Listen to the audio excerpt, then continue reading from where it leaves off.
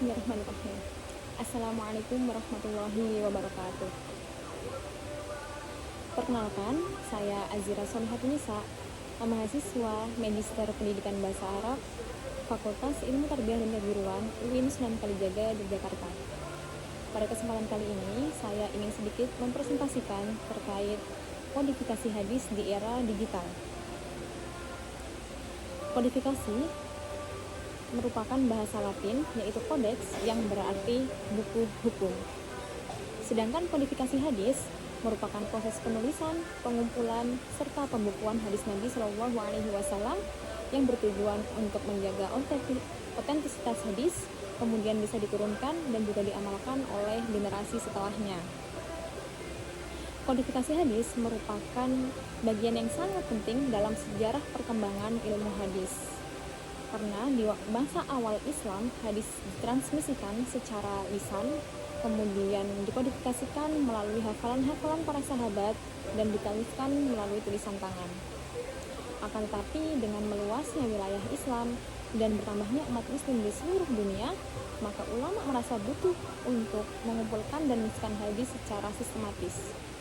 Dan pada akhirnya di masa Khalifah Umar bin Abdul Aziz disusunlah penulisan hadis secara sistematis yang pada nantinya melahirkan banyak sekali kitab-kitab hadis yang masyhur hingga saat ini dan masih dipakai seperti Sahih Bukhari, Sahih Muslim, dan banyak sekali penulisan-penulisan hadis di masa-masa setelahnya. Kemudian, kodifikasi hadis di era digital saat ini tentunya berbeda. Kita melihat di era digital seperti ini, teknologi begitu digunakan oleh semua manusia di berbagai aspek kehidupan, sehingga manusia sudah berbeda bagaimana cara mereka dalam memproses dan mendapatkan sebuah ilmu pengetahuan termasuk hadis itu sendiri. Kodifikasi hadis di era digital saat ini bukan hanya memindahkan hadis-hadis yang tadinya berada di kitab-kitab hadis secara fisik menuju hadis dalam format digital, akan tetapi merupakan mengikuti beberapa proses-proses digitalisasi untuk menjaga beberapa aspek-aspek dalam hadis itu sendiri. Di antaranya yang pertama yaitu digitalisasi terkait database hadis yang mana nantinya bisa dicari melalui kata kunci, melalui AI dan website dan lain sebagainya. Kemudian juga digitalisasi perawi hadis, matan hadis, dan juga bagaimana hadis itu bisa didapatkan dan keterangan sahih atau palsu dari hadis tersebut. Selanjutnya, bentuk-bentuk kodifikasi hadis secara digital ada 4. Yang pertama, digitalisasi kitab-kitab klasik menuju format digital, yaitu merubah kitab-kitab hadis dalam bentuk fisik dan dipindai atau di-scanning menuju format-format digital, yaitu bentuk PDF dan lain sebagainya. Hal ini bisa didapatkan buku-buku tersebut pada aplikasi Maktabah Syamilah, di mana menyediakan berbagai kitab hadis yang lengkap dan bisa dipilih sesuai dengan kebutuhan. Kemudian bentuk yang kedua adalah digitalisasi database hadis dan pencarian matan-matan hadis. Hal ini bisa dilakukan atau kita cari pada website sunnah.com, di mana menyediakan berbagai matan hadis dengan syarah dan perawinya dan bisa diterjemahkan dalam beberapa bahasa dari kitab-kitab Sahih Bukhari, Sahih Muslim, dan lain sebagainya.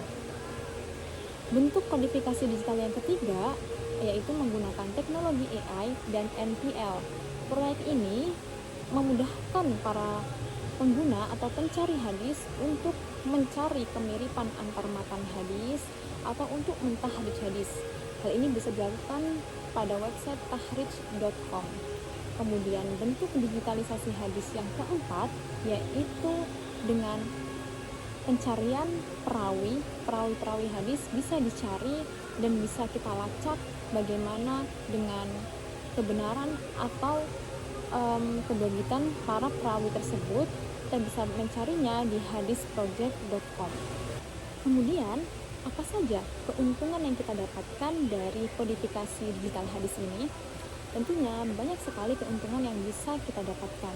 Yang pertama yaitu aksesibilitas yang tinggi, di mana dengan smartphone yang kita punya, kita bisa mencari hadis apa saja yang kita butuhkan, baik hanya dengan beberapa kata dari matan hadis yang kita cari tersebut. Kita tidak perlu mengetahui hadis secara utuhnya terlebih dahulu, cukup inti dari isi hadis tersebut. Kemudian yang kedua yaitu kecepatan pencarian.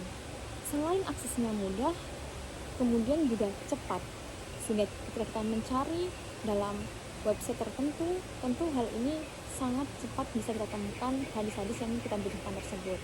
Kemudian yang ketiga yaitu integrasi ilmu. Dalam sebuah platform digital hadis, itu biasanya tidak hanya menyediakan fitur-fitur hadis, matan-matan hadis saja, akan tapi juga terkait ilmu-ilmu lain seperti ilmu fikih, ilmu rijalul hadis, tafsir, dan lain sebagainya. Dan tentunya ini memudahkan kita untuk memahami hadis tersebut secara lebih komprehensif. Kemudian yang keempat adalah pembelajaran interaktif.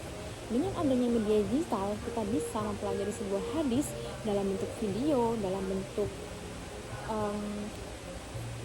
video, kuis, bahkan gamifikasi. Kemudian yang kelima adalah pelestarian hadis.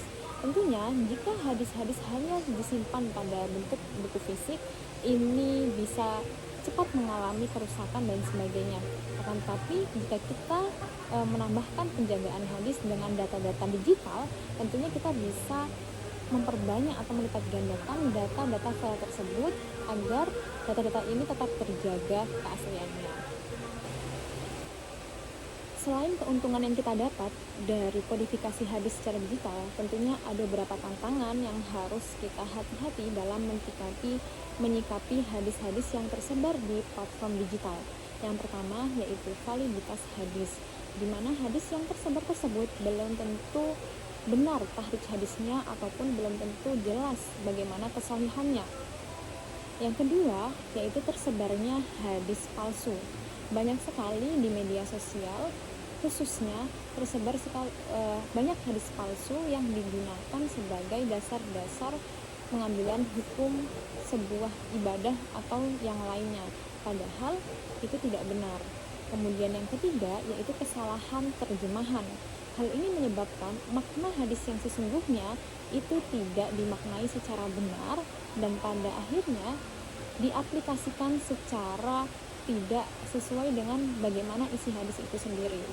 Kemudian yang keempat yaitu minimnya literasi keagamaan. Hadis-hadis digital yang tersebar di berbagai platform media sosial tersebut bisa saja diambil atau di-copy-paste oleh para pembacanya tanpa mengetahui sanad hadis tersebut atau konteks dalam penggunaan hadis tersebut. Dan yang terakhir yaitu kurangnya standar keilmuan. Ada banyak sekali platform hadis digital yang mana pemiliknya ataupun penyusun dari platform tersebut tidak memiliki dasar keilmuan hadis, sehingga menyebabkan hadis-hadis yang ditampilkan, yang disajikan itu belum terstandarisasi secara baik. Lalu, bagaimana peran para ulama dan akademisi dalam menyikapi tantangan kodifikasi hadis digital ini? Tentunya, peran mereka sangatlah penting bagi masyarakat. Hendaknya, para akademisi dan ulama dapat melakukan beberapa hal berikut. Yang pertama, yaitu mengedukasi masyarakat bagaimana cara memverifikasi hadis digital yang benar, sehingga mereka tidak gampang tertipu ataupun hanya ikut-ikutan saja terhadap hadis-hadis yang viral khususnya di media sosial. Kemudian yang kedua yaitu membuat kurikulum hadis digital yang baik, sehingga hadis-hadis digital yang tersebar itu memiliki standarisasi yang seharusnya disesuaikan. Kemudian yang ketiga, bisa saja para akademisi dan ulama bekerja sama atau berkolaborasi dengan ahli-ahli teknologi untuk menciptakan sebuah platform digital yang terstandarisasi. Selanjutnya, melihat perkembangan teknologi yang begitu masif, tentunya kita bisa menggunakan hal ini untuk mengembangkan khazanah keilmuan hadis. Sehingga di masa depan nanti bisa jadi ada pengembangan hadis berupa voice recognition hadis search, di mana kita bisa mencari penggalan matan hadis menggunakan suara kita. Kemudian ada juga blockchain untuk sanad, menggunakan blockchain untuk mencari sanad dan mengintegrasikan para perawi hadis. Kemudian ada juga virtual reality pembelajaran hadis, di mana kita bisa menggunakan kelebihan dari media sosial tersebut untuk melakukan pembelajaran hadis secara interaktif dan virtual. Dan yang terakhir adalah big data hadis analisis, di mana kita bisa menganalisis ribuan hadis menggunakan tema dan frekuensi tertentu atau dengan menggunakan konteks sosial budaya tertentu dan mencari bagaimana kesahihan hadis tersebut. Baik, sekian dari saya terkait tema kodifikasi hadis di era digital ini. Banyak sekali keuntungan dan juga tantangan yang dihadapkan dari kodifikasi hadis digital ini. Tentunya kita harus fokus terhadap kelebihan-kelebihan yang ada sehingga bisa mengembangkan khazanah keilmuan hadis ini lebih masif dan lebih bermanfaat bagi masyarakat banyak. Sekian dari saya. Wassalamualaikum warahmatullahi wabarakatuh.